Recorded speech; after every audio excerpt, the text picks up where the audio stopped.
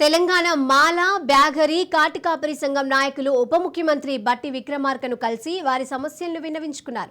తాము కుల వృత్తిని నమ్ముకుని జీవనం సాగిస్తున్నామని, ప్రభుత్వ పరంగా 10 ఎకరాల శ్మశాన వాటిక కొరకు స్థలం, హెల్త్ కార్డు, నెలసరి జీవన భృతికై 3,000 రూపాయలు ఇవ్వాలని కోరారు. దాంతో పాటే జీవిత బీమా కింద 10 లక్షలు, మృతి చెందిన వారి దహన సంస్కారాల కోసం 10,000, డబుల్ బెడ్రూమ్ ఇల్లు ఇప్పించాలని కోరారు. అయితే ఉప ముఖ్యమంత్రి వారి డిమాండ్లకు సానుకూలంగా స్పందించినట్టుగా తెలిపారు.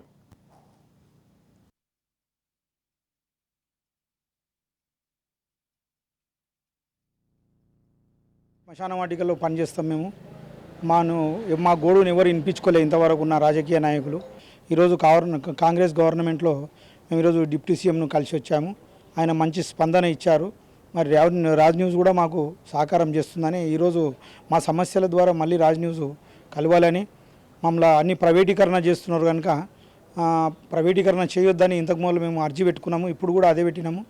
అదేవిధంగా మాకు ఇన్సూరెన్స్లు, హెల్త్ కార్డులు ఇవ్వాలి గవర్నమెంట్ అని ఈరోజు డిప్యూటీ సీఎం గారు మంచి హామీ ఇచ్చారు. మేము ఒక మీటింగ్ పెట్టుకోవాలనుకున్నాము. అదేవిధంగా బయల్ గ్రౌండ్స్ అన్నీ, శ్మశాన వాటికలన్నీ కరెక్ట్ డెవలప్మెంట్ లేవు. డెవలప్మెంట్ చేస్తూ వాళ్ళు ఫిలెక్స్ కంపెనీ వాళ్లకు మనకు దారదత్తం చేస్తూ కాంట్రాక్ట్ బేస్గా ఇస్తున్నారు. మరి మా వృత్తిని మేము కోల్పోతున్నాం కనుక మేము హైదరాబాద్లో కాక విలేజ్లలో కూడా మేము వృత్తిపరంగానే బతుకుతున్నాము. చాలా వెనుకబడి ఉన్నాము కనుక మమ్మల్ని ఇప్పుడు ఈ గవర్నమెంట్ పట్టించుకోవాలని మేము రాజ్ న్యూస్ ద్వారా విన్నవించుకుంటున్నాము.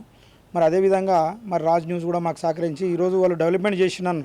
కొన్ని శ్మశాన వాటికలు వచ్చి చూస్తే బాగుంటుంది. రాజ్ న్యూస్ కూడా మేము ఈ ప్రెస్ నోట్ ద్వారా మరి మా సమస్యలు తీర్చాలి గవర్నమెంట్ అని విన్నవించుకుంటూ, మరి రాజ్ న్యూస్ కూడా మాకు టైం ఇస్తే మేము శ్మశాన వాటికలు కూడా వాళ్ళు ఏ విధంగా డెవలప్మెంట్ చేసినారు చెప్తున్నారు.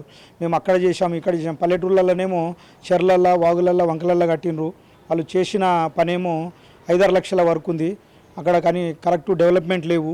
మరి అదేవిధంగా ఈరోజు హైదరాబాద్లో శ్మశాన వాటికలు చేసింది వాళ్ళు 100కు 10% చేసినారు. ఆ 10% కూడా ప్రైవేటీకరణ చేసింది కనుక ఈ ప్రైవేటీకరణ ఈ కాంగ్రెస్ గవర్నమెంట్ ఆపి మాకు సహకరించాలి, మమ్మల్ని అందరినీ బాగు చేయాలని కోరుతూ ఈ రాజ్ న్యూస్కు ధన్యవాదాలు తెలుపుతున్నా. జై వీరబాహుడ, జై జై వీరబాహుడ.